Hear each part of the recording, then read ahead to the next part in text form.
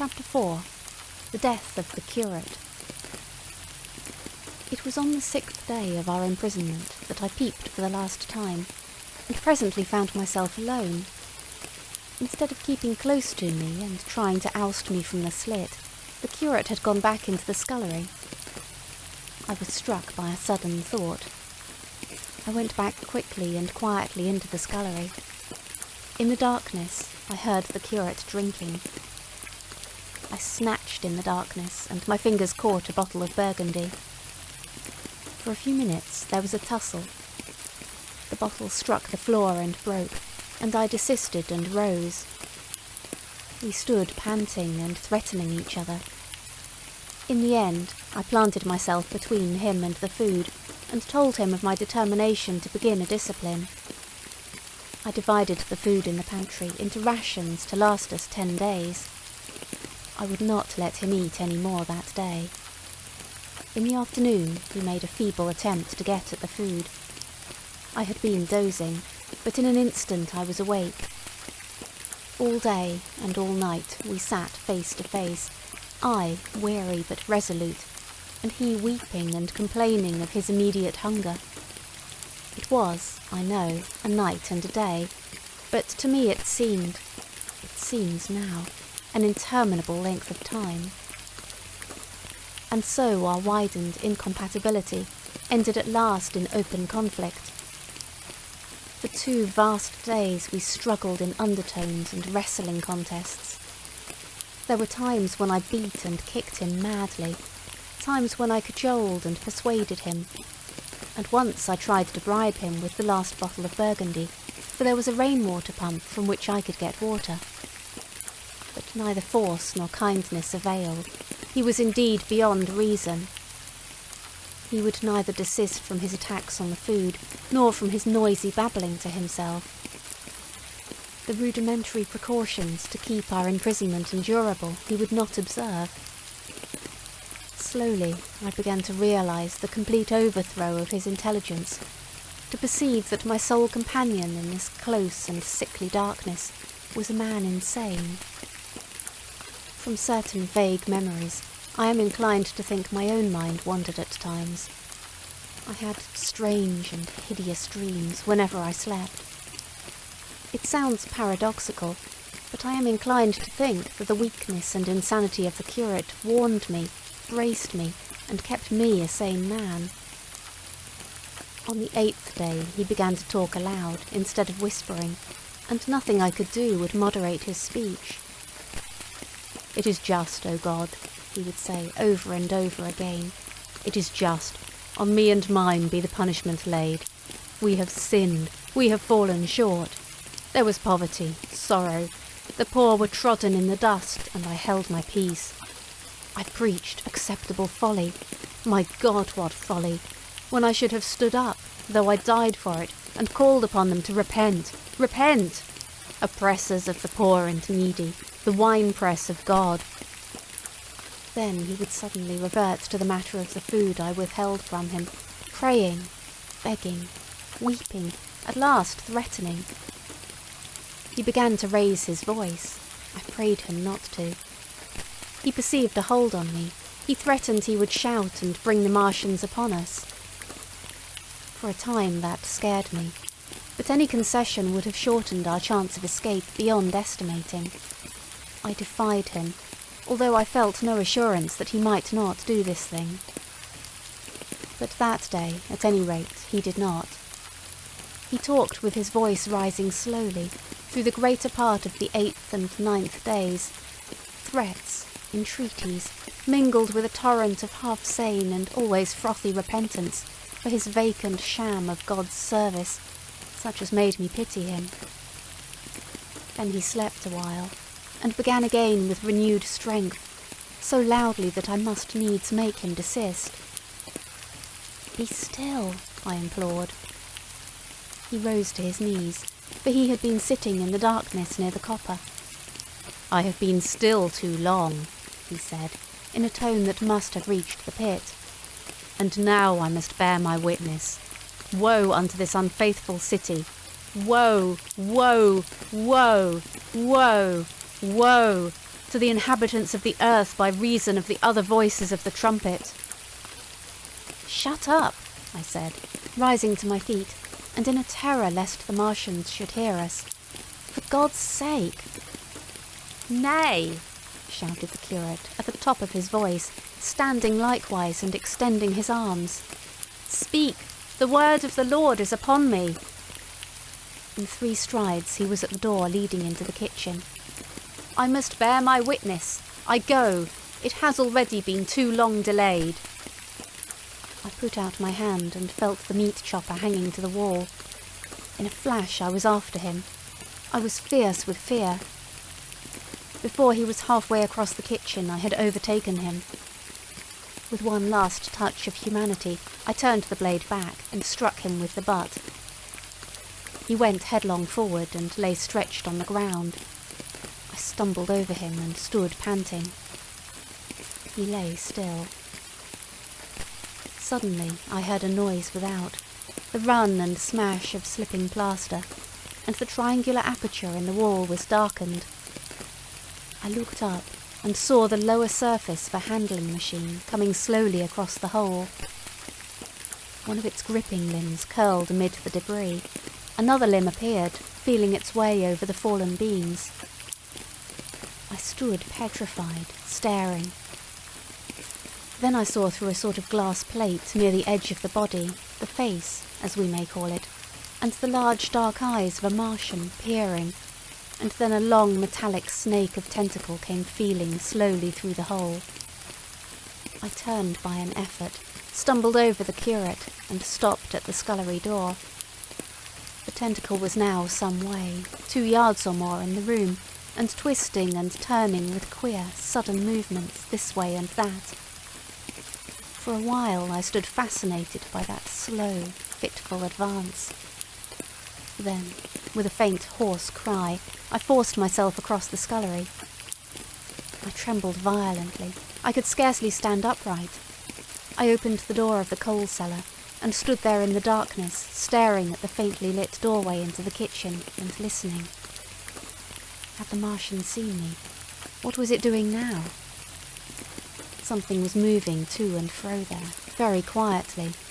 Every now and then it tapped against the wall, or started on its movements with a faint metallic ringing, like the movements of keys on a split ring. Then a heavy body, I knew too well what, was dragged across the floor of the kitchen towards the opening. Irresistibly attracted, I crept to the door and peeped into the kitchen. In the triangle of bright outer sunlight, I saw the Martian, in its Briareus of a handling machine, scrutinizing the curate's head. I thought at once that it would infer my presence from the mark of the blow I had given him. I crept back to the coal cellar, shut the door, and began to cover myself up as much as I could, and as noiselessly as possible in the darkness, amid the firewood and coal therein. Every now and then I paused, rigid, to hear if the Martian had thrust its tentacles through the opening again. Then the faint metallic jingle returned. I traced it slowly, feeling over the kitchen. Presently I heard it nearer, in the scullery, as I judged. I thought that its length might be insufficient to reach me. I prayed copiously. It passed, scraping faintly across the cellar door. An age of almost intolerable suspense intervened. Then I heard it fumbling at the latch. It had found the door. The Martians understood doors. It worried at the catch for a minute, perhaps, and then the door opened. In the darkness I could just see the thing, like an elephant's trunk more than anything else, waving towards me and touching and examining the wall, coals, wood and ceiling. It was like a black worm swaying its blind head to and fro. Once, even, it touched the heel of my boot. I was on the verge of screaming. I bit my hand. For a time, the tentacle was silent. I could have fancied it had been withdrawn. Presently, with an abrupt click, it gripped something. I thought it had me, and seemed to go out of the cellar again. For a minute I was not sure. Apparently it had taken a lump of coal to examine. I seized the opportunity of slightly shifting my position, which had become cramped, and then listened. I whispered passionate prayers for safety. Then I heard the slow, deliberate sound creeping towards me again. Slowly, slowly it drew near, scratching against the walls and tapping the furniture. While I was still doubtful, it rapped smartly against the cellar door and closed it. I heard it go into the pantry, and the biscuit tins rattled and a bottle smashed, and then came a heavy bump against the cellar door. Then silence that passed into an infinity of suspense. Had it gone? At last I decided that it had. It came into the scullery no more, but I lay all the 10th day in the close darkness, buried among coals and firewood, not daring even to crawl out for the drink for which I craved. It was the 11th day before I ventured so far from my security.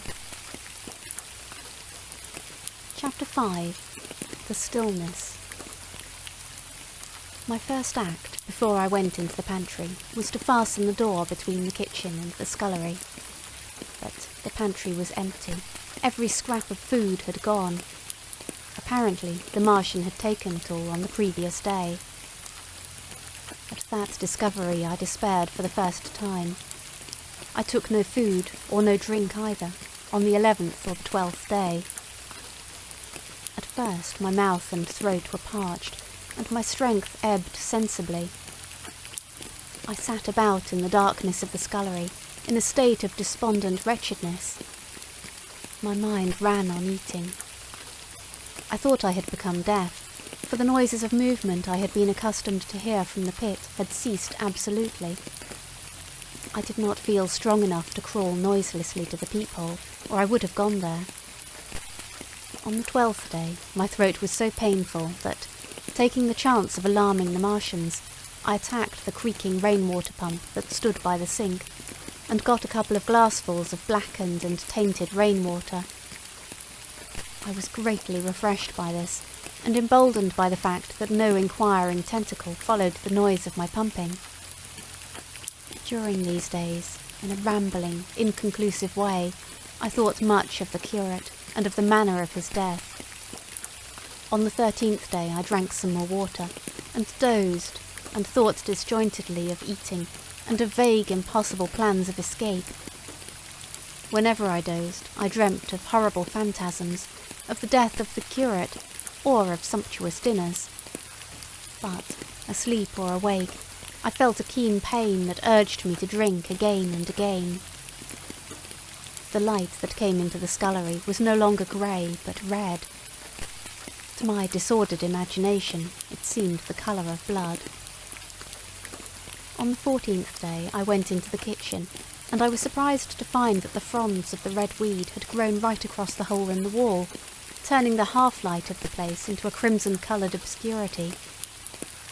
It was early on the 15th day that I heard a curious, familiar sequence of sounds in the kitchen, and, listening, identified it as the snuffing and scratching of a dog. Going into the kitchen, I saw a dog's nose peering in through a break among the ruddy fronds. This greatly surprised me. At the scent of me, he barked shortly. I thought if I could induce him to come into the place quietly, I should be able, perhaps, to kill and eat him, and in any case it would be advisable to kill him, lest his actions attracted the attention of the Martians. I crept forward, saying, "Good dog," very softly, but he suddenly withdrew his head and disappeared. I listened. I was not deaf, but certainly the pit was still. I heard a sound like the flutter of a bird's wings, and a horse croaking, but that was all. For a long while I lay close to the peephole, but not daring to move aside the red plants that obscured it. Once or twice I heard a faint pitter-patter, like the feet of the dog going hither and thither on the sand far below me, and there were more bird-like sounds, but that was all. At length, encouraged by the silence, I looked out. Except in the corner, where a multitude of crows hopped and fought over the skeletons of the dead the Martians had consumed, there was not a living thing in the pit. I stared about me, scarcely believing my eyes. All the machinery had gone. Save for the big mound of greyish-blue powder in one corner, certain bars of aluminium in another, the black birds and the skeletons of the killed, the place was merely an empty, circular pit in the sand. Slowly I thrust myself out through the red weed and stood upon the mound of rubble. I could see in any direction save behind me, to the north, and neither Martians nor sign of Martians were to be seen.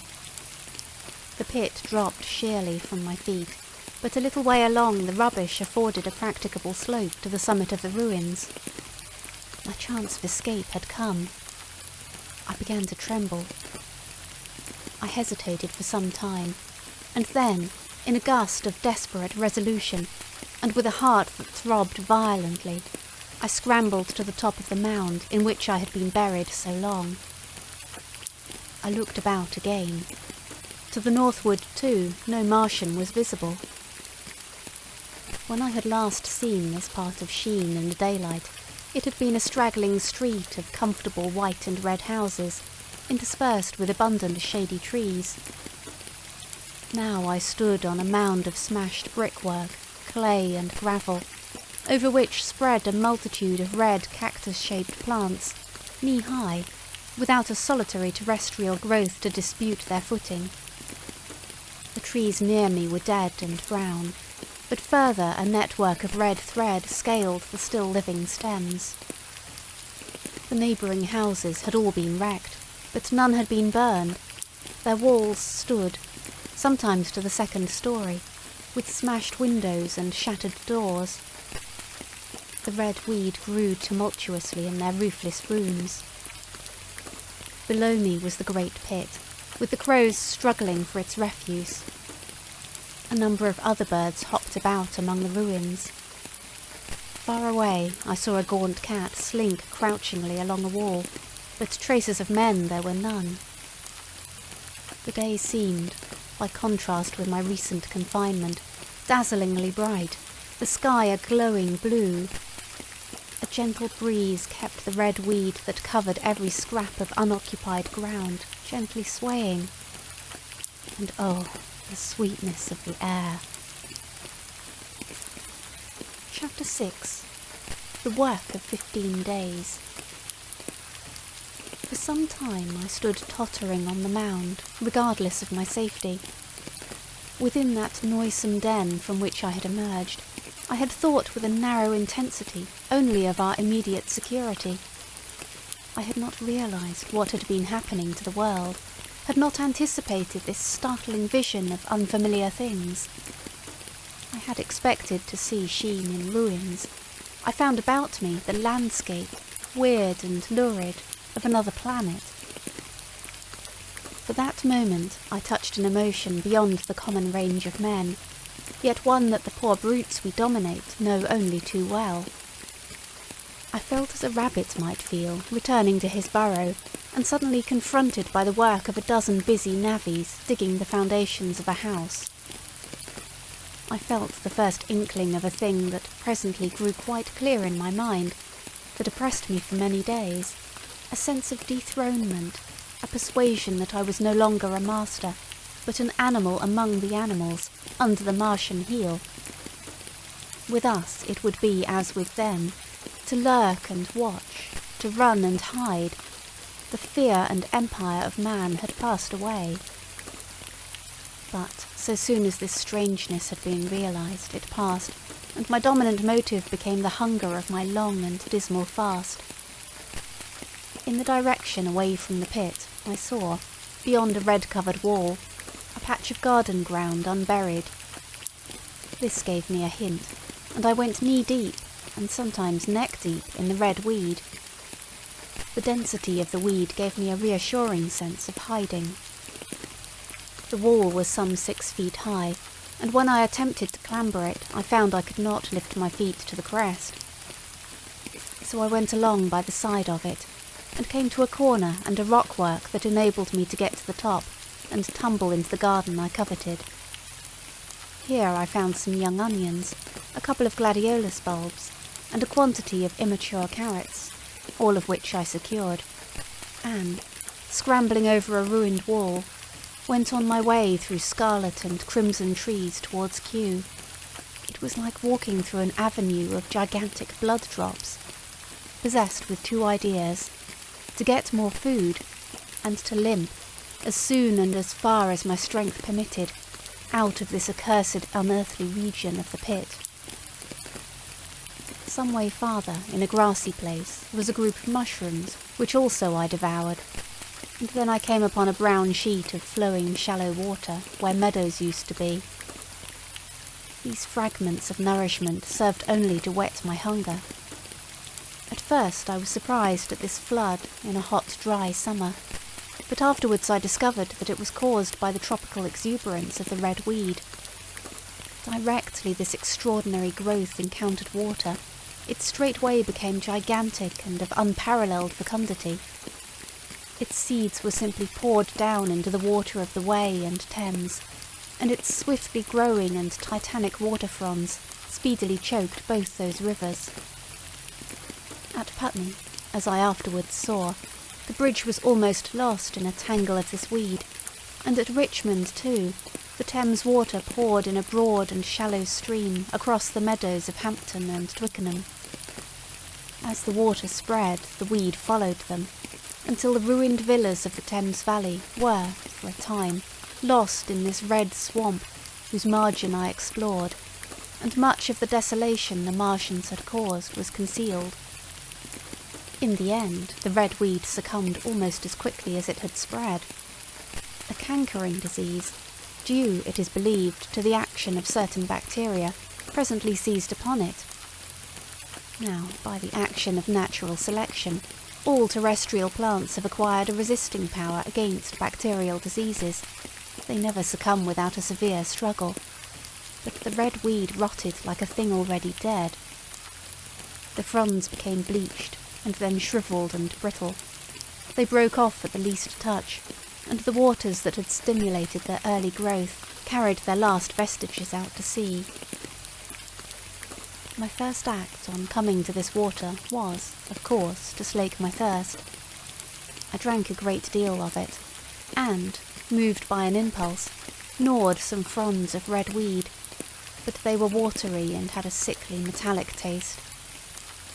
I found the water was sufficiently shallow for me to wade securely, although the red weed impeded my feet a little.